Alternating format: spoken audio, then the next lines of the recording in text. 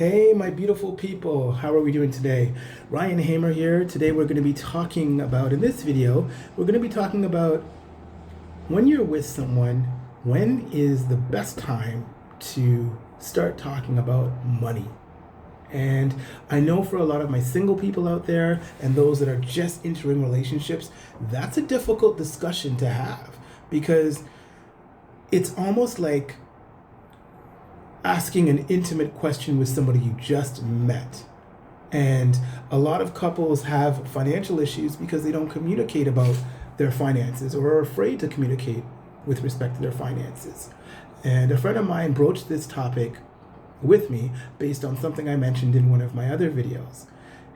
She asked me, Ryan, when is the best time to talk to somebody about money? And my response was, when you feel comfortable and when you trust that person. So when do you feel comfortable talking about money? When do you think they will feel comfortable having discussions about money? Observe the individual. How do they handle money? Are you the one paying for outings whenever you go out? Or are they the ones paying for outings when you go out? Is it always Dutch? And do they talk about their bills and their expenses, how they're managing money, how they're handling money, how they're handling expenses, how are they handling inflation? Do they live in a house?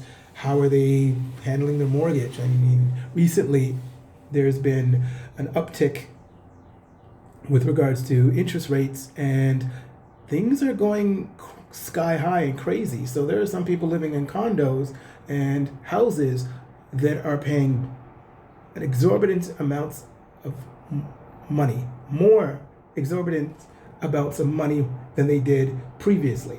So some people are paying a couple $1,000s more on top of their regular mortgage payments. How are they handling that? How are they coping with that? Some people are complaining and some people are not. If you are seeing someone who lives in an apartment or what have you, they're paying rent, so they might not have that anvil around their neck. Their expenses, though, although they could differ from yours, could still be quite heavy for them. So the purpose of this video is for you to identify some sort of key points and when is the right time. There is no exact right time. Just like when you get somebody's phone number, when should you call them? Wait a week, 2 weeks, call them the same night? You do what you feel is right if you're interested in that person. If you're interested in somebody, obviously talking about finances on the first date is not a wise idea. Unless they broach the topic. But even if they broach the topic, you might not necessarily feel comfortable with it. Because it's really intrusive and it's an intimate topic. Nobody feels more exposed than when your finances are there laying bare on the table for the other person to see, critique, or judge. Because we all kind of feel like we're being judged. He or she might judge me because they might think that I'm not handling my finances properly. And they might not think that I'm doing a good job because they might have more money in their bank account than I do, and I will feel like a failure. These are the thoughts that go through the minds of individuals when they're on a date. I mean, some people are just praying for the date to end so they can see who's going to pay, hoping that they don't have to pay. And when you see a situation like that, it's always very important for you to keep an open mind as well as your eyes open to potential red flags. So what's going to happen if you can't even if you can't even cover your portion of the date or the whole date entirely, the dinner, whatever it is, then maybe that's a red flag for me. Maybe I'm going to be looking at you thinking, okay, this is just a precursor of things to come. This is not the end all or the be all sign. I'm just giving you an example of things that come into play when you're in the confines of the building of that relationship. You're that friendship. You're spending time with that person. And how are they with money? Listen to how they talk about money. They say success leaves clues, right? So are they the type of individual that would pay for a meal or maybe not pay for a meal? Do they pay their bills on time? And what are they complaining about? Listen to the things that they complain about. And that'll give you an idea of where their pain points are, what their triggers are. Maybe they'll explain to you that somebody that they dated previously or they were married to previously, how they handled money and what bothered them about that. And a lot of people like to claim certain things. So they're like, well, listen, I'm always good with money, or I save this, or I do this, or I do that. And people will say that. And it goes both ways. Both men and women always like to talk about things that they are proud of, things that they are successful with. Nobody really likes to talk about their failures. Nobody. And unless they're very much an open book. So what I would suggest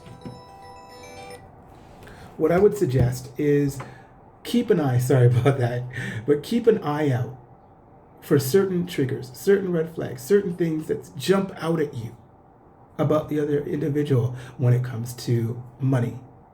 And it might not necessarily be money. It could be their views on finances. And here's a sneaky ninja tactic way to kind of find out what their morals are, what their scruples are, what their societal mores are with respect to money. Get into a discussion with them about their parents and how their parents handled money, because we are in tandem and a direct reflection most times of how our parents handled money, because that gives you a sort of a window to the soul insofar as you have an understanding of how they were brought up around money. I always like to tell the story about somebody I went to school with, and we'll call her Patty. You know, Patty's parents were very successful lawyers, and they had a very, very successful law firm. So when I went to school with Patty, she was always rich, or her parents were, and of course that reflected onto her dress and the way that she looked at money and stuff like that. And Patty grew up, and she ended up marrying a lawyer, and she was always exposed to money. So the point of that Patty story is that she never knew what it was like to be in want for anything. She never knew what it was like to not have connections or contacts. She never knew what it was like not to have her parents being entrepreneurs. She never knew what it was like not to know how to move around money, move around people that had money, or to have money and make your money work for you. When you were exposed to that stuff on a regular basis, of course, your decisions and the way you grow up and the way you live your life are going to be based on how you were raised in that regard.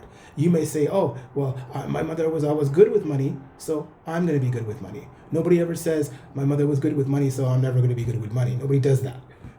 If your mother was bad with money, you're not going to want to be like your mother. You're not going to want to be like your father that was always bad with money. But some of their habits might stick to you. You're always gonna have that anxiety in the back of your mind. I don't want to be like mom. I don't want to be like dad in that regard. However, people are always open to talking about their parents and the way they were raised, the way they learned about money, the way they were taught to save, the way they were taught to invest. And these sorts of things are ingrained. Because as a young child, you always remember your first grade teacher. Of all the other teachers, the one you remember is your first grade teacher. And your parents are like that teacher for you, because they are your first teachers about money. Financial responsibility, financial prudence, and fiscal responsibility, all that stuff. You learn that from your parents. Whether you were raised with one parent or whether you were raised with two, it is irrelevant. You learn what you learn from your first love, from your first teacher, from your parents. And if you grew up with two parents, if you had two parents in your life, you're able to see, okay, this parent taught me this, that parent taught me that. So now you're older now, and you're engaging in relationships, and you want to know, well, hey, is this person good with money? And you can't come out and ask directly.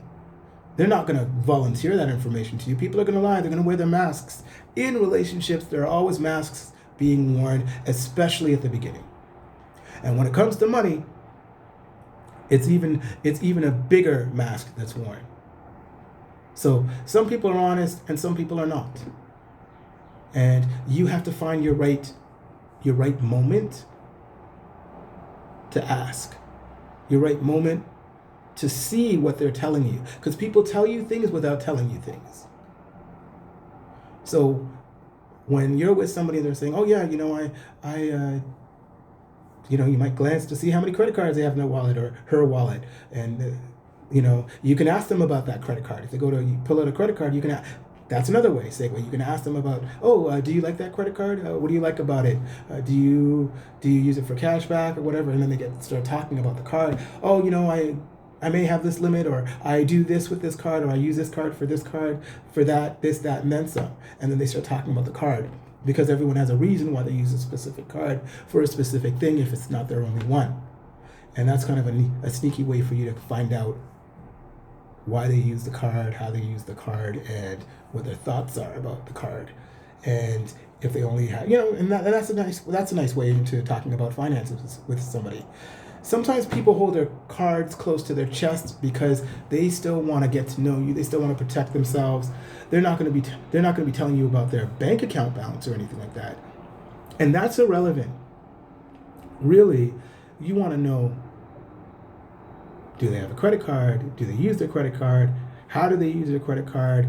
And do they pay their bills on time and stuff like that? And why is this important? It's important because if you get into a serious relationship with this person, or you say you want to marry this person, knowing how they spend money, knowing how they save money, knowing how they invest money, knowing how they treat money, knowing how they love money, knowing how they use money, knowing how they share money, knowing how they lose money, are all important factors into you determining whether you even want to get into a relationship with somebody who has no conception about how money is used. So you determine whether you want to be that person's teacher, savior, or victim. And some people are so bad with money. But nobody ever taught them. Maybe their parents were always bad with money, so it becomes a perpetuating cycle. Becomes a continuous cycle. And you could be the breaker of that cycle for someone else, if you so choose. Now, it's not something that people willingly want to get into with somebody. Nobody really wants to get into a relationship with somebody who they know is bad with money, because, it's almost like an addict, right? Does somebody really want to get into a relationship with somebody who has that type of issue? Now, I'm not saying that you can't work with somebody like that, because you certainly can, and somebody does have the capacity to learn.